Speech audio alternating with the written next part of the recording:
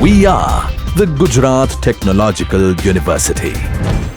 Since its inception over a decade ago, GTU has been empowering young and curating minds to realize their true potential. Over 4 lakh inspired students are enrolled with one of the premier academic universities in India. With more than 450 affiliated colleges in its fold operating across 5 zones of the state, GTU, the International Innovative University, your place to move forward. Hello everyone, I'm Jignesh Barot, working as an assistant professor in Mahatma Gandhi Institute of Technical Education and Research Center, Navsari. We will learn this lecture about fundamentals of cooling load calculations. Nowadays, in summer condition, very high temperature occurs. Due to that, the people are not feel good comfort. For the comfort purpose, we are using an air conditioning system, and same time for winter, we are using heat pump or heater. Before installation of an air conditioner, the estimation of its capacity or cooling and heating requirement is important, which is called load calculation.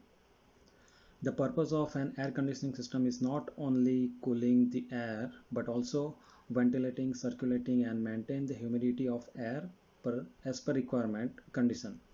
So we can say that for proper environment condition, load calculation is very important parameter.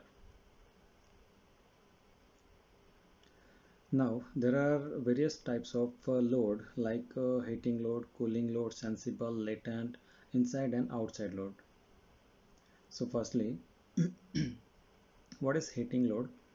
The amount of energy required to heat the system at specified condition is called heating load. This load is also called as winter heating load. Now what is cooling load? Amount of energy required to cool the system at specified condition or maintain specified condition is called cooling load. This load is also called as a summer cooling load. Next is a sensible load. Amount of energy requires raising the temperature or maintain at given temperature is called a sensible load. This load is used for increase the typical temperature of the system. This can sense in terms of the temperature, so it's called as a sensible load. Next is a latent load. Amount of energy is requiring increasing or decreasing of a given air is called latent load. This is used for humidification and dehumidification of air. This load is not sensed like temperature, so it is called latent load. Now, you already know about humidification and dehumidification. Humidification means the moisture content added in the air, and dehumidification is moisture content removed from the air. Next is inside load. This is a load generated due to inside condition or appliances is called inside load. This load is generated due to internal appliances like fan, tube light, activity of man, machine, computer and another heat generating device. Okay. And finally last is outside load. This is the load generated due to outside condition and appliances is called outside load. This load comes into the picture due to solar radiation, convective and conducting heat transfer through wall, roof and the windows. Now there are some factors affecting the load calculations like latitude of location, day of the year, time of the day and orientation. Now what is latitude of location? It is the angle made by sun at any location of the earth and it depends upon the orientation or location of the earth. Day of the year. The day of the year is very important parameter for cooling load calculation because the position of the sun is different throughout the year. So there is a variation in solar radiation on the earth. Generally 21st May is considered as a standard day of the year for summer conditions. Next is time of day. Generally at a different time of the the sun is at different location from east to west, such as at 12 p.m. The solar heat gain is maximum for horizontal surface, so that at different time of the day the solar heat gain is keep changing with respect to the time for same surface. So time of day is considerable parameter for load calculation. And last is orientation of the wall or of the building. The orientation of the wall is different, like north, south, east, west, northwest, north, south, etc. The solar heat gain factor is different as per location of the wall. So orientation of wall is also a important parameter for the load calculation. Now there are some principles of cooling load estimation or cooling load calculations. So first is enclosure heat transfer characteristics like conduction, convection and radiations. Design conditions, in this there are two types of design conditions: outdoor and indoor design condition. Indoor design conditions are as per our requirement or desirable as per the owner of the building or the space to be conditioned. And outdoor design conditions is depends on the location or latitude. Next is heat gain. There are two types of heat gain: internal and external. In external, there is a solar radiation is mostly effect. And finally, thermal capacity. Now, space characteristics. There are some parameters to be considered in the load calculation, like orientation of the building or the space, then size and shape means uh, what area of that space.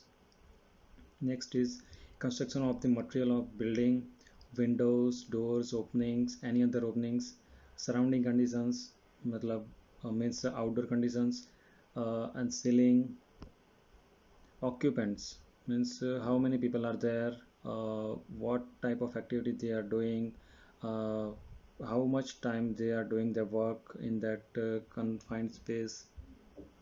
Next is appliances, electronic appliances like power consuming devices which are generating the heat. Another is air leakage from like infiltration and exfiltration, and lighting. There are some terminologies which is used in the load calculation, like space, room and zone. Space is a volume without partition or a group of rooms. Room is an enclosed space. Zone is a space having similar operating characteristics. Now, what is heat gain? The instantaneous rate at which heat enters into, out of or generated within a space. It's called space heat gain. There are two components are there: sensible and latent. Sensible and latent already we discussed earlier. Okay, now you can see in this figure the heat generation sources from the confined space. You can see here the direct solar radiation through the glass, heat conduction through the wall, infiltration of the air. Infiltration means if there is any leakage in a window or door opening, from which the outside air comes into the room. So this is the infiltration of air. Next is electric lighting. This electronic equipments like computers and other device, mobile phone, etc. This is the occupant means people. So these are the sources for heat generation. Now what is cooling load? The rate at which heat must be removed from a space to maintain air temperature and humidity at the designed values.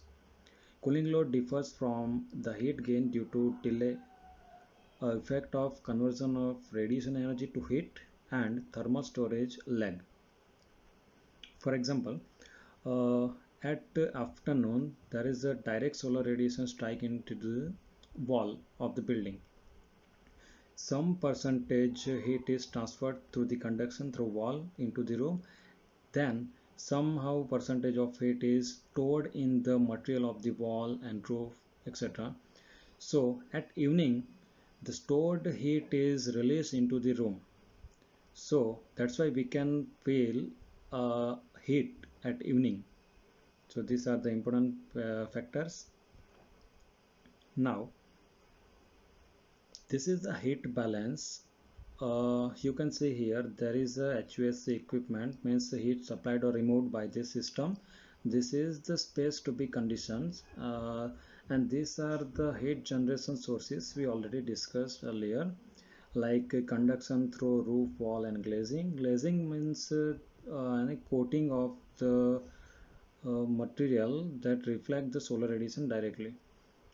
Conduction through ground, solar radiation directly, people, there is a sensible and latent both heats, equipment load, lighting, and air exchange.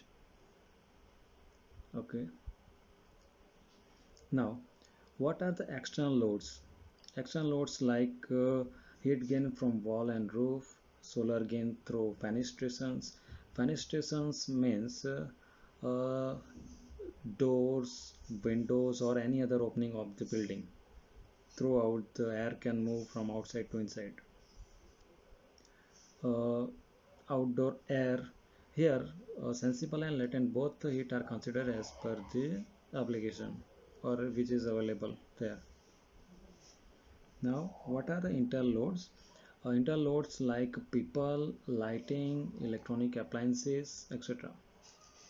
So this is the flow chart. Basically you can see here how to find the total cooling load. These are the external loads, these are the internal loads we already discussed earlier. Transmission load, solar radiation, air ventilation, lighting, equipment, and people.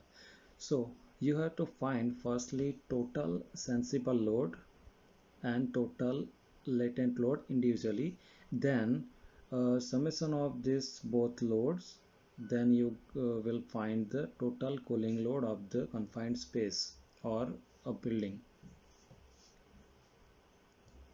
Okay. Uh, you can understand from this figure better. You can see here there are the cooling load components. This is the confined space, and you can see here there is a direct solar radiation, uh, conduction through glass, conduction through wall, infiltration, people, lighting, roof, floor, and a partition wall. So these are the load components. This is the statistical data for heat load components. You can see there are 77 to 85 percentage of heat generating through outdoor air and electric equipment loads. Another one, 3% from people, 4 to 8% from lighting, 3 to 7% from solar transmission, and 5 to 8% from infiltration. So these are the load components. Okay.